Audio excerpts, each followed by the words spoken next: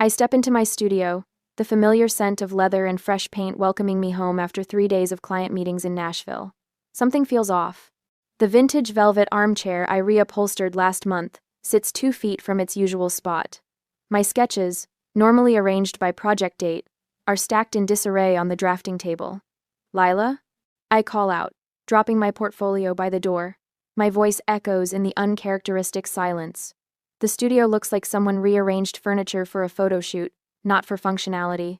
I've spent 7 years perfecting this space, every table at the right height, each lamp positioned for optimal lighting on my drafting work. Zoe, you're back early. Lila bursts through the back door, coffee sloshing over the rim of her mug. Her eyes dart nervously around the room, landing everywhere but on me. What happened here? I ask, running my fingertips along the edge of my design table. Lila's shoulders slump. She sets down her coffee and slides her tablet across the work table toward me.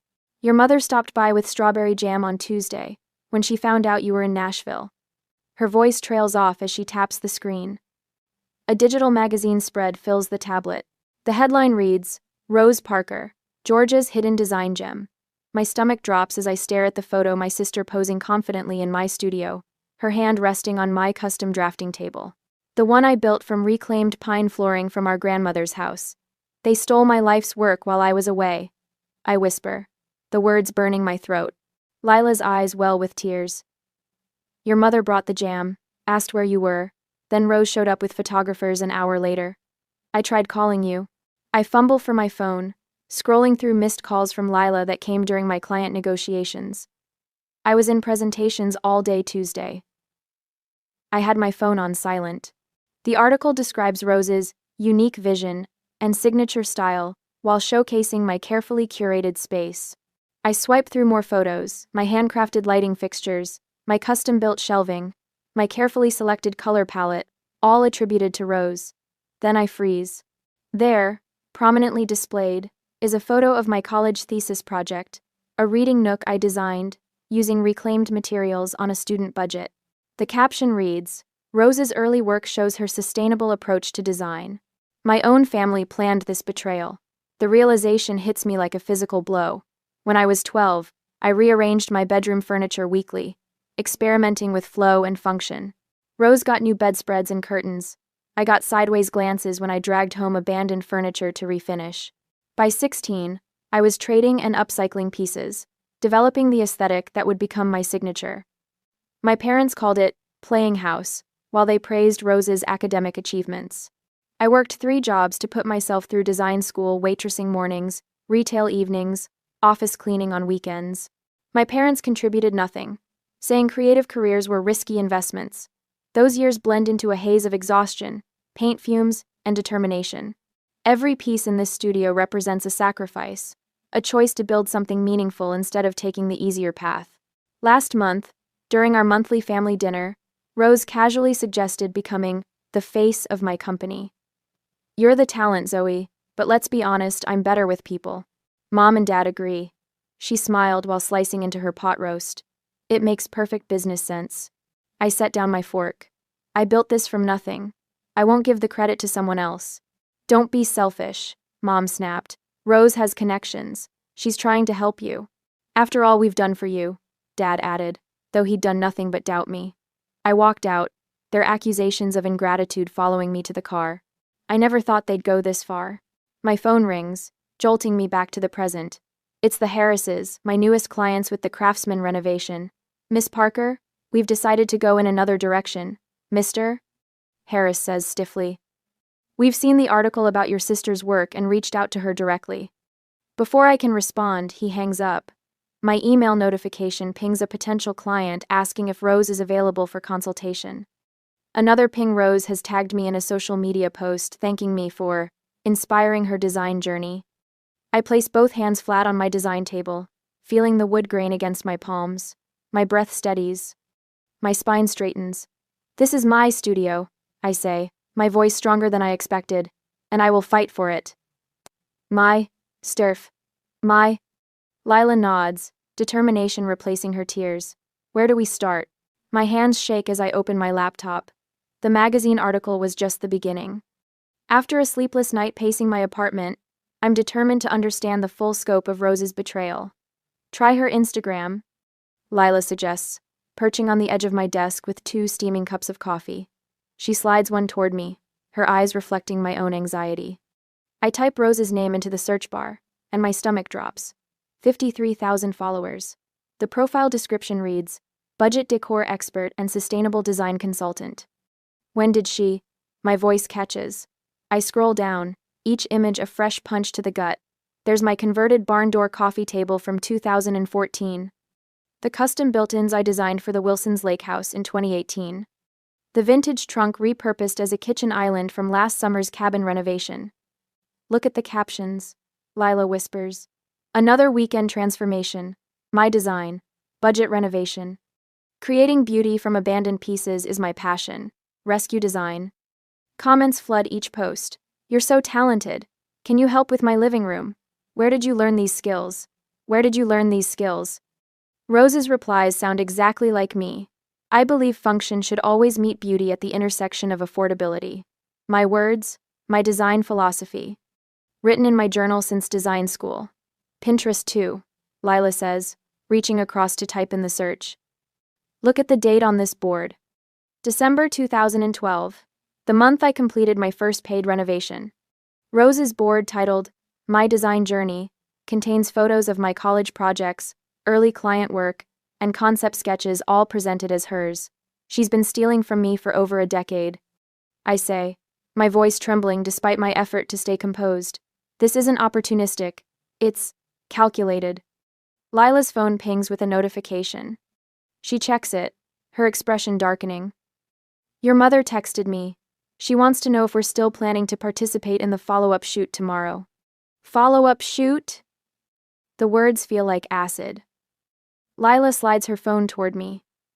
The text thread between her and my mother reveals their entire plan. Rose needs more photos for her portfolio. We'll bring the photographers when Zoe's in Nashville.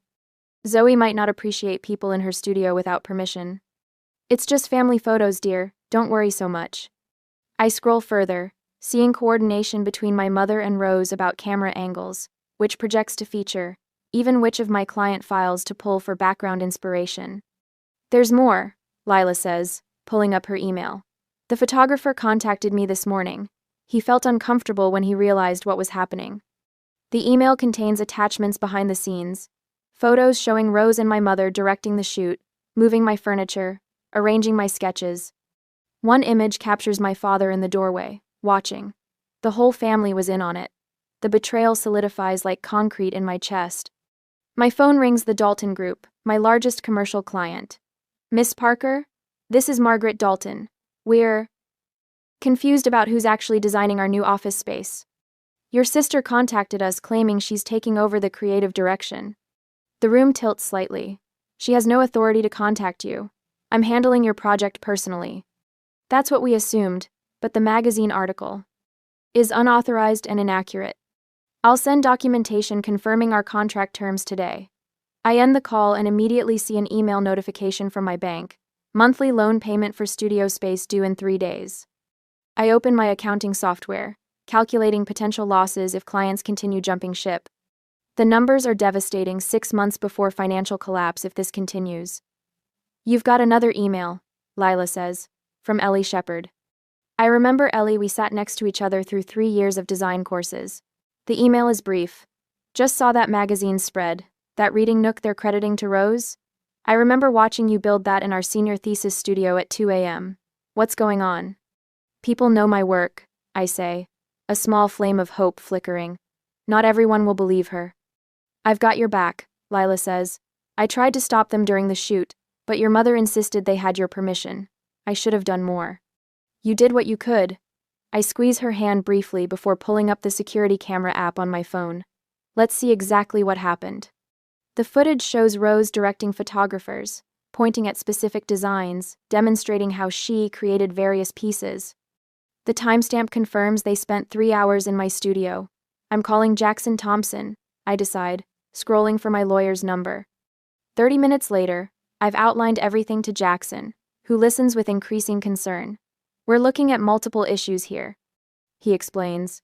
Trespass, unauthorized commercial filming, False endorsement. Possibly defamation. I'll draft cease and desist letters today. I end the call and stand at my studio window, watching rain begin to fall against the glass. For a moment, the tears I've been fighting threaten to surface. I press my palms against my eyes until the pressure pushes back the emotion. When I lower my hands, my phone screen lights up with a message from the magazine editor. Miss Parker, I understand there may be an issue with our recent feature. I'm available to discuss this afternoon. I take a deep breath, straightening my shoulders. The first small victory. Lila. I call, turning from the window with newfound resolve. Pull everything we have, documenting my work history. Every sketch, every client testimonial, every before and after. This isn't just about me anymore. It's about every creator who's had their work stolen, every artist who's had to fight to be recognized, and I won't back down. The next morning, I wake to my phone buzzing against the nightstand. 4 notifications from friends sharing Rose's latest social media post. With heavy fingers, I tap the screen, and there she is, standing in my studio, hands lovingly caressing my custom-built shelving. Thank you all for the overwhelming support. Her practiced voice flows through my speakers. I'm so grateful to finally share my design journey with the world. The video pans across my workspace, the space I created, the tables I built, the lighting I installed after 3 sleepless nights of calculations. All presented as hers. Delete, I whisper, closing the app before hurling my phone onto the bed. The landline rings. Mrs. Holloway, my mother's bridge partner for 20 years. Zoe, dear, your mother just called with the wonderful news about you and Rose working together now. She said you're both featured in Georgia Style this month. My throat tightens. That's not actually... Always knew you girls would make a perfect team. Your creativity and Rose's people skills. Your parents are calling everyone. After Mrs. Holloway, 3 more calls came from family friends, each congratulating me on the partnership I never agreed to. By noon, the magazine article has been shared across 6 design blogs. By evening, the local news includes a brief segment on the talented Parker sisters taking Georgia's design world by storm. Lila brought me coffee as we watched my reputation being dismantled in real time later that afternoon when I came back to the studio. How do they sleep at night? She asks, her voice small against the magnitude of the theft. I don't answer. Instead, I walk to my storage closet and pull out my portfolio case's 7 years of work documented in chronological order. I spread the contents across the floor, sketches dated and signed, photographs of empty rooms transformed, handwritten thank you notes from clients. This, I say, running my fingers over a sketch from 2018, is evidence. I find my college thesis project, the reading nook that Rose claimed as her early work. Professor Winters had written across the top, exceptional spatial awareness. You have a genuine gift, Zoe. My hand trembles as I touch a photo of my first tiny office, a converted storage room above a flower shop. I'd slept on a secondhand futon those first months, showering at the gym to make rent while building my client list. Remember Elaine Thompson? I ask Lila, holding up before and after photos of a Victorian parlor transformation. Your first major client, Lila nods. She hired me when I had nothing but a borrowed camera and some hand-drawn sketches. She said, "You've got something special, young lady. I'm willing to bet on it." My voice strengthens with the memory. I built this once. I can build it again if I have to. The studio door chimes. Rose sweeps in, our mother trailing behind her, both carrying designer coffees and practiced smiles. There she is. Rose exclaims, arms outstretched as if for a hug I don't offer, the creative genius behind it all. I stand perfectly still among my scattered portfolio evidence. Why are you here? We brought coffee, Mother says, her voice dropping into the concerned tone she uses when she wants something. Thought we should talk about next steps. The response to the article has been tremendous.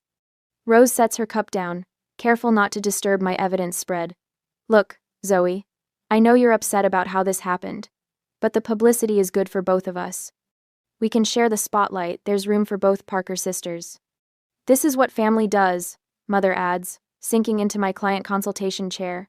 We help each other succeed. And great. My laugh sounds foreign even to my own ears. Help each other? You didn't help me succeed. You tried to steal what I already built. Rose's smile falters. That's a bit dramatic.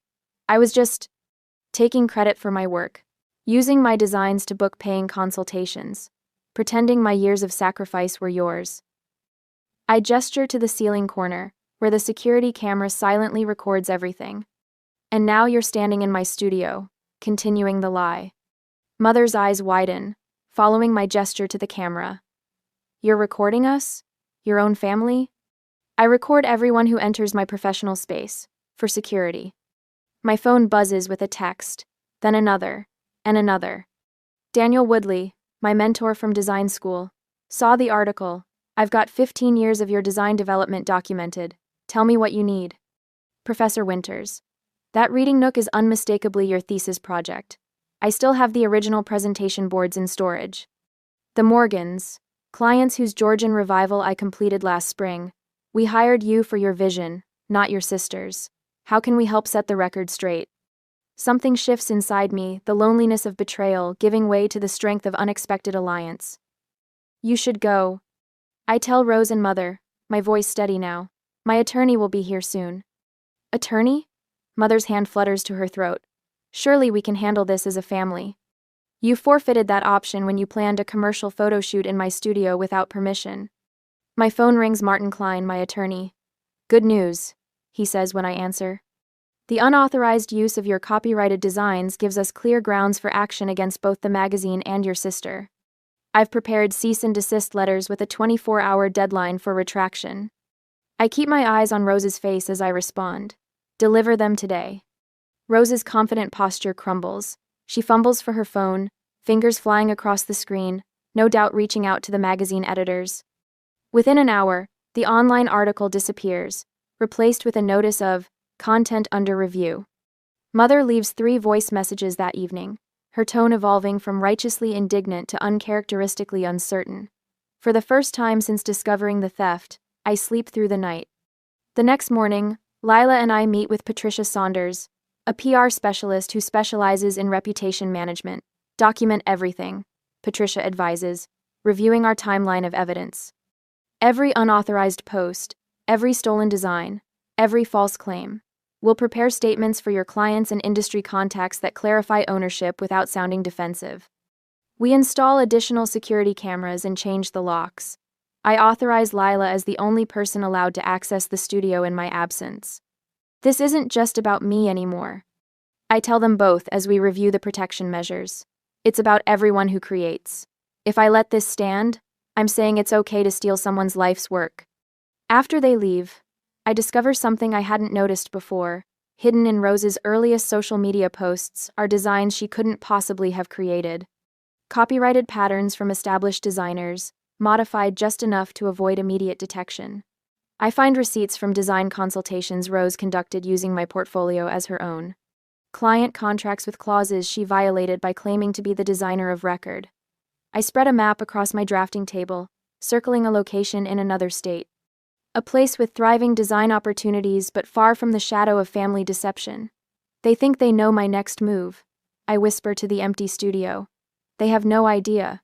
3 days later, after gathering all documents and evidence, I reviewed the email one last time before hitting send. Attached are 37 pages of documentation, proving my ownership of every design that appeared in Rose's fraudulent feature. The message is addressed to every client in my database, past and present. This ends today, I whisper, clicking send. Lila looks up from her laptop, where she's drafting our press release. How does this sound? The interior studio regrets to announce that unauthorized commercial photography took place on our premises during Miss Parker's absence. Perfect. I nod, watching my phone light up with delivery confirmations. Let's make it crystal clear that Rose has no design credentials whatsoever. Within 20 minutes, my inbox floods with responses. Design bloggers requesting statements, industry colleagues expressing outrage, 3 former professors offering sworn statements about my student work. The network I never knew I had materializes like furniture appearing in an empty room. My attorney calls. We've filed copyright claims against all of Rose's social media accounts. Expect movement within hours. I check Instagram while we talk. Rose's perfectly curated feed, 7 years of my designs labeled as hers, vanishes post by post as the platform responds to our documentation. The satisfaction burns bright and fierce in my chest. An hour later, the studio door chimes. My mother stands there, clutching a ceramic dish wrapped in a kitchen towel, her eyes red-rimmed. I brought your favorite peach cobbler, she says, voice wavering. I say nothing, continuing to sort client testimonials at my drafting table. Zoe, please. This has gone too far. She sets the dish down, wringing her hands. We were only trying to help your business grow. By stealing it? I ask, voice steady despite the anger coursing through me.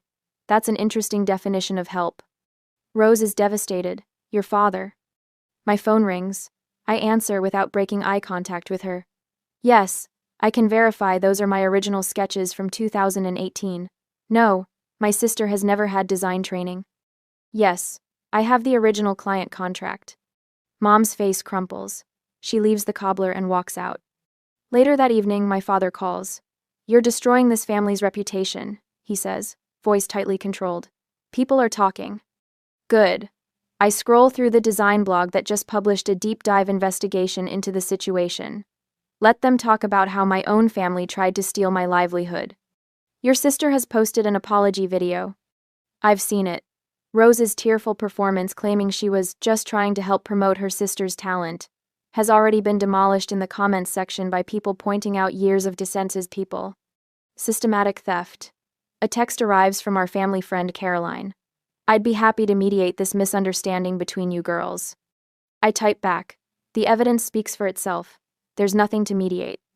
By morning, the tide has fully turned. The Georgia Design Association issues a statement about creative ownership that mentions my case without naming names. Everyone knows who they mean. Former clients share stories of working directly with me, posting before and after photos of their spaces with captions like, "The real designer behind my dream kitchen." The magazine publishes a retraction and apology. The editor calls personally. We had no idea, she says. We've terminated our relationship with the photographer who facilitated this deception. Rose's social media following plummets. New clients reach out specifically requesting contract clauses stating that Rose cannot represent my work. Parents' friends send awkward messages expressing disappointment in their behavior. My phone rings again. Rose's name flashes on the screen.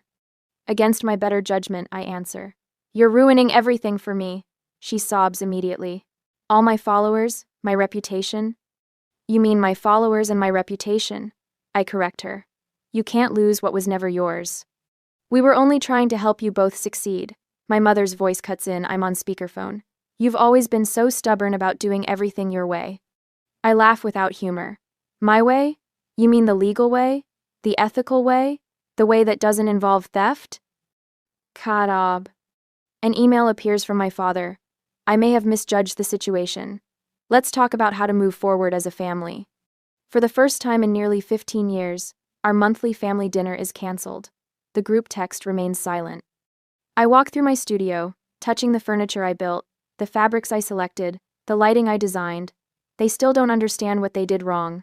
They never will. The movers arrive tomorrow for the initial consultation. The new lease in Savannah sits signed on my desk. 3 key clients have already agreed to continue their projects remotely. Lila has given notice on her apartment. I stand at the window, watching darkness settle over the garden my mother helped me plant when I first opened this space. The bittersweet ache in my chest doesn't diminish my resolve. Sometimes you have to leave to truly move forward, I tell Lila, as she places the last of today's documentation in our growing legal file. She nods, understanding something my family never could, that some spaces, once violated, can never feel like home again. 3 days later, I pull the last roll of bubble wrap from its box, the plastic crackling as I secure another frame design certificate. The studio feels hollow now, half-empty shelves and bare walls reflecting my voice as I direct the packing. Those portfolios go in the reinforced boxes. I tell Lila, who nods and continues labeling containers with meticulous care. The bell above the door jingles. I don't need to turn around to know who it is, the familiar scent of my mother's floral perfume mixing with the cardboard dust. What is all this? Mother's voice breaks through the quiet efficiency of our packing. She stands in the doorway, Rose and Dad hovering behind her like backup singers waiting for their cue. Mother's hand flies to her throat, the gesture so rehearsed I almost expect to see spotlight marks on the floor. Zoe, you can't just leave your family. I continue wrapping a handcrafted lamp base. I'm not leaving my family. I'm relocating my business. Dad steps forward, all business in his golf polo and pressed khakis. Now, Zoe, let's be reasonable. We can make this work for everyone. He produces a folder from his leather portfolio. I've drawn up a partnership agreement. Rose handles the social aspects. You do the designs. Parker and Parker Interior Design has a nice ring to it. Rose pushes past him, her eyes darting around the half-packed studio. I'll take down all my posts and videos. She blurts, phone already in hand. See, I'm deleting them right now. I place the wrapped lamp in a box and seal it with packing tape, the ripping sound cutting through her desperate promises. Too late, I say quietly, walking to my design table where a black binder sits. I've been waiting for this moment. I open the binder and turn it toward them. Page 1. My original sketches from 2012, dated and notarized. Page 2. Rose's Pinterest board from 2013 showing identical concepts labeled as her own. I flip through methodically. Pages 3 through 17. Screenshots of my designs appearing on Rose's social media over the past decade, with timestamps. Mother tries to close the binder. Zoe, this is ridiculous. I move her hand away firmly. Page 18. Financial records showing client cancellations following your magazine stunt. Estimated losses, $48,000. Dad's face pales. Numbers always get through to him. I pull out my phone and press play on a recorded conversation. Rose's voice fills the studio. Of course, I borrowed from Zoe's portfolio. She has the talent, but I make it marketable. That's how family works. Rose lunges for my phone. You recorded me? That's illegal. Georgia is a one-party consent state, I reply calmly. And this isn't about forgiveness. It's about consequences. Carnit. The door opens again. My attorney, Sarah Bennett, walks in with a leather portfolio of her own. She places 3 identical documents on the table. The settlement terms are straightforward. Sarah explains, her tone professional but cold. A public retraction acknowledging Zoe as the true designer of all disputed works, financial compensation for lost clients and reputation damage. A non-competition agreement preventing Rose from commercial interior design work for 3 years. Mother sinks into my packing chair. This is absurd. There's more, I continue. Rose will publish a statement acknowledging me as the true designer behind all previously claimed work.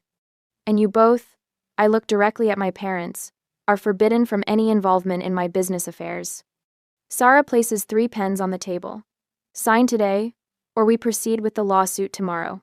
The magazine's legal team has already settled separately. Rose's facade finally cracks. You always had the talent I wanted, she screams, tears streaming down her face. Do you know what it's like growing up with someone who can create something beautiful out of garbage while I can't even match throw pillows properly? Mother collapses into genuine tears, not the manipulative ones I've seen my whole life. Her shoulders shake with sobs that seem to come from somewhere real for once. Dad stands frozen, stunned into silence. His eyes move from the settlement papers to the half-packed studio, finally seeing the damage they've caused. I walk to the door and hold it open. The moving trucks arrive at 8 tomorrow morning.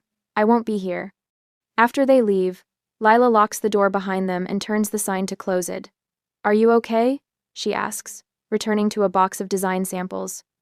I nod, surprising myself by actually meaning it. Better than I expected. The next morning, I stand across the street watching the movers load the last of my materials. The family car drives slowly past, all 3 of them staring at the emptying studio. They don't stop. Lila walks through each room one final time, turning off lights, methodically design area, consultation space, kitchenette, bathroom. The studio darkens section by section. I cross the street one last time and place my new business card in the window.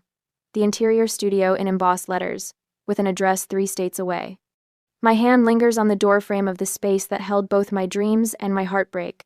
7 years of work. 7 years of proving myself. Ready? Lila asks, joining me with the last potted plant cradled in her arms. The moving truck rumbles to life in the background. Behind us, my assistant designer Marcus waits in his car, ready to follow us to our new location. Beside him sits Trevor, my new business manager who helped secure our new commercial space. My chosen family. Some family is born, I say, turning away from the empty studio, and some are chosen. I don't look back as we drive away. I stand in the center of my new studio, morning light streaming through windows twice the size of my old space. 3 months have passed since I left Atlanta, my hometown, since I chose myself over the family that betrayed me. The scent of fresh paint and reclaimed wood fills the air as I adjust a vintage table lamp, one I rescued from a thrift store at 16. Zoe, they're here.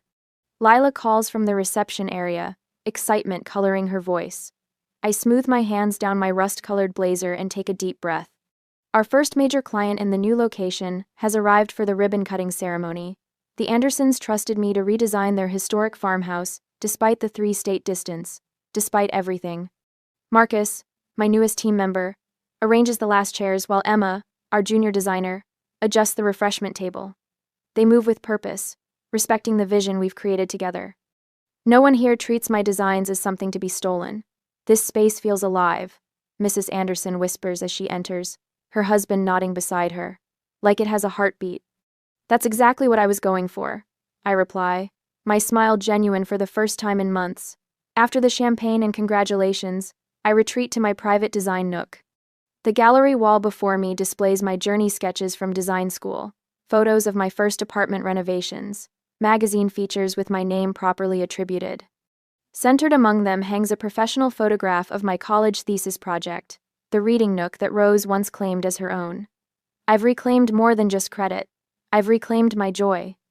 My journal sits open on my drafting table, pages filled with the therapy homework that helped me process the betrayal.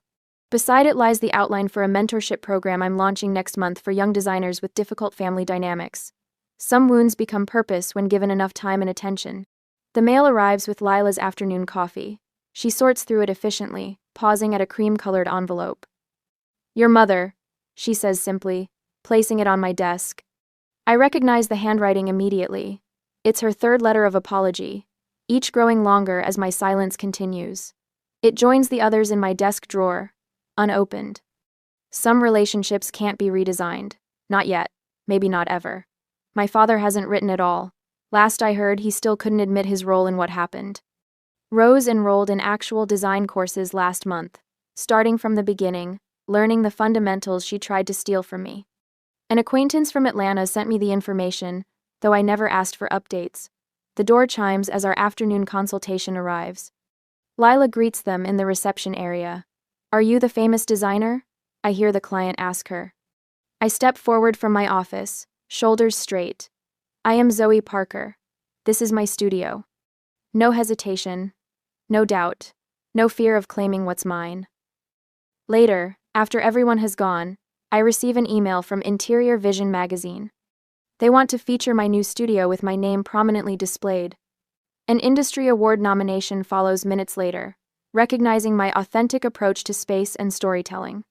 The mentorship program has already received 12 applications. My former design school has invited me to speak about creative ownership and professional boundaries. I stand in the center of my studio after hours, lights dimmed to a warm glow.